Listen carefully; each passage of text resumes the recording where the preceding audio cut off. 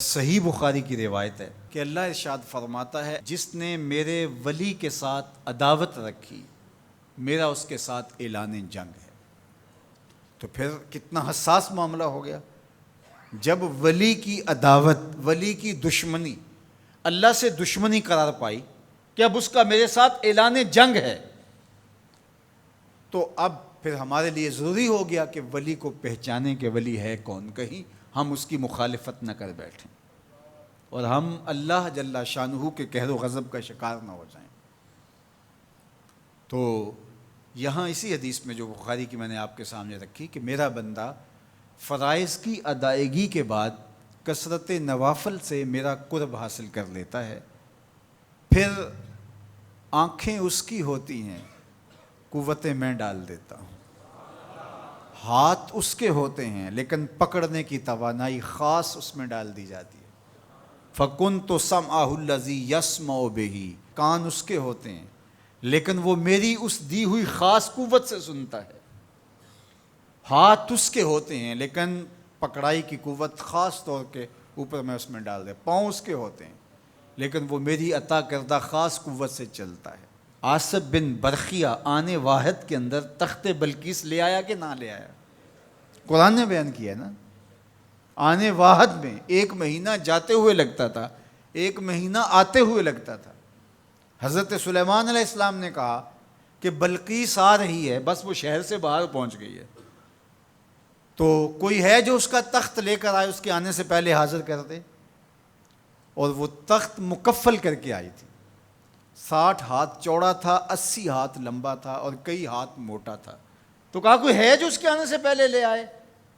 قال عفریت من الجن، ایک جن کھڑا ہو گیا، کہا حضور میں لے آتا ہوں۔ کب لاؤ گے؟ کہا کہ مجلس برخاست ہونے سے پہلے پہلے تخت آ جائے گا۔ بڑی بات تھی، لیکن رسول اللہ نے کہا نہیں، مجھے اس سے بھی پہلے چاہیے۔ کیا شان ہے، پیغمبر تھے، کہا مجھے اس سے بھی پہلے چاہیے۔ تو پھر کیا ہوا؟ قرآن پڑھیے، قال الذی عندہ علم من الکتاب، جس کے پاس کتاب اللہ کے علم کا کچھ حصہ تھا۔ زبور ساری کا عالم نہیں تھا، زبور کی کچھ آیتوں کا عالم تھا۔ اس نے کہا انا آتی کا بہ، جی حضور میں لے آتا ہوں۔ یہ تو دوپہر تک لا رہا ہے، تم کب لاؤ گے؟ کہا قبل ان یرتد الیک طرفک، آپ آنکھ بعد میں جھپکیں گے، تخت پہلے پڑا ہوگا۔ یہ قرآن نے کہا ہے نا۔ اور ابھی حضرت سلیمان نے آنکھ جھپکی نہیں تھی تو تخت سامنے پڑا تھا۔ جب اس کو دیکھا تو بے ساختہ کا ھذا من فضل ربی، یہ میرے رب کا فضل ہے جس نے میری دہلیز کے ایک خادم کو یہ طاقت عطا کی ہے کہ 1 مہینے کی مسافت سے اتنا بڑا تخت آنے واحد میں آنکھ جھپکنے سے پہلے حاضر کر دیتا ہے۔ آنا آتی کا بے ہی، لفظ سنیے، آنا میں، آتی کا آتا ہوں، بے ہی اس کو ساتھ لے کے، یعنی میں ابھی گیا اور ابھی آیا اور تخت بھی لے آیا، اور وہ وہاں سے غائب بھی دکھائی نہیں دیا اور تخت بھی وہاں موجود تھا۔ اور حضرت سلیمان نے کہا کہ یہ میرے رب کا فضل ہے، اور اس کہانی کو میرے رب نے قرآن میں بیان فرمایا۔ جو کرامات پچھلے انبیاء علیہم السلام کی امتوں کے اولیاء کو حاصل تھیں، وہ اس امت کے اولیاء کو بھی حاصل ہو سکتی۔ جس طرح حضور نبیوں سے افضل ہیں، حضور کی امت باقی امتوں سے، اور حضور کی امت کے اولیاء باقی امتوں کے اولیاء سے افضل ہیں۔ تو جب ان کی یہ کرامت ہو سکتی ہے کہ آنے واحد میں تخت بلقیس لا سکتے ہیں، تو اگر اس امت کے کسی ولی کی ایسی کرامت بیان کی جائے تو اس میں طبیعت میں بے چینی کیوں پیدا ہو؟ یہ تو حضرت سلیمان کی امت کے ولی کو بھی اللہ کمال دیا ہے، تو محمد عربی کے غلام کو کیوں نہیں دے سکتا؟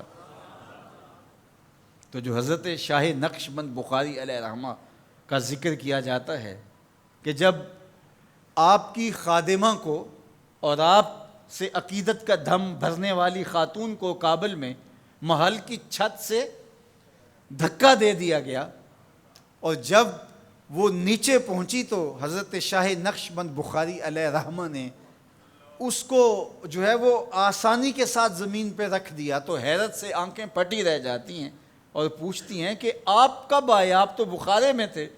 تو برجستہ بولتے ہیں تو از چبارہ آمدی من از بخارا آمدن، تو چبارے سے چل پڑی تھی، میں بخارے سے چل پڑا تھا۔ تو یہ حضور کے غلاموں کی شان ہے، اور یہ کوئی جو ہے وہ بعید نہیں ہے۔ باقی رہی بات یہ عقل نہیں مانتی، تو معجزہ اور کرامت ہوتے ہی وہی ہیں جو عقل انسانی کو عاجز کر دیں۔ جو عقل میں آ جائے وہ تو فن ہوگا۔ ما یعجز بہ العقل، عقل کی جہاں پہنچ نہ ہو، جو ظاہری اسباب سے ماورا ہو، جو چیزیں ما فوق الفطرت ہوں، تو انہیں ہی تو کرامت، قدرت یا معجزہ کہا جاتا ہے۔ اور اگر وہ عقل اور فہم اور ادراک میں آ جائیں تو پھر جو ہے وہ کیا ہو، تو اس کی نظیر ہمارے پاس قرآن میں موجود ہے۔ اب اللہ کا ولی کون ہوگا؟ حضور علیہ السلام سے پوچھا گیا، ابن مردوی اور باقی لوگوں نے روایت کیا کہ حضور ولی کون ہے؟